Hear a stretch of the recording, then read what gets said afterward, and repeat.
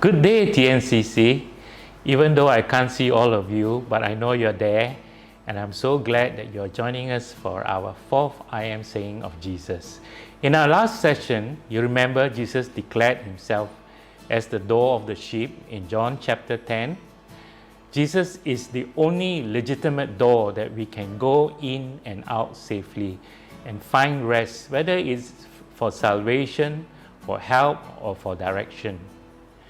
Today we will see Jesus using another metaphor to describe himself in John chapter 10. He declared himself not once but twice in verses 11 and 14 as I am the good shepherd. I am the good shepherd. The good shepherd gives his life for the sheep, but a hireling who is not the shepherd, one who does not own the sheep, sees the wolf coming and leaves the sheep and flees. And the wolf catches the sheep and scatters them. The hireling flees because he is a hireling and does not care about the sheep. I am the good shepherd, and I know my sheep and am known by my own. As the Father knows me, even so I know the Father, and I lay down my life for the sheep. This is a very significant passage that describes the type of relationship we have as believers with Jesus, our Good Shepherd. In Psalm 23, David declares, "The Lord is my shepherd." There, David describes the Lord as his own personal shepherd. Even though this passage is quite short, but I believe there are many truths or golden nuggets that we can extract and be blessed by them. Jesus says he is the good shepherd that gives his life for the sheep. The good shepherd is willing to lay down his life for the sheep.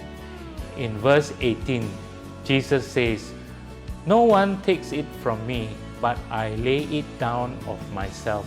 I have power to lay it down, and I have power to take it again." Jesus laid down his life voluntarily on the cross for us. Jesus had a choice, yet chose to do it even though he knew about suffering greatly and dying a painful death he did not deserve. Later on, we see in John 15 verse 12, Jesus declares, "This is my commandment, that you love one another as I have loved you. Greater love has no one than this, than to lay down one's life for his friends." You know, he laid down his life for you and me as a friend who loved us dearly. Further in verse 14, Jesus says, "The good shepherd knows his sheep because they belong to him, and the sheep in turn knows him." And then in verse 15, Jesus makes this significant statement saying, "As the Father knows me, even so I know the Father, and I lay down my life for the sheep." Jesus is implying here that he knows us in the same way the Father knows him. As the Father has a close and intimate love relationship with his Son, Jesus is saying to us, he also has a close and intimate love relationship with us. Isn't Jesus so good? Jesus loves us so much that is why he was willing to lay down his life for us. Jesus is saying he knows you intimately as how the Father intimately knows him. Now, here are the discussion questions for today.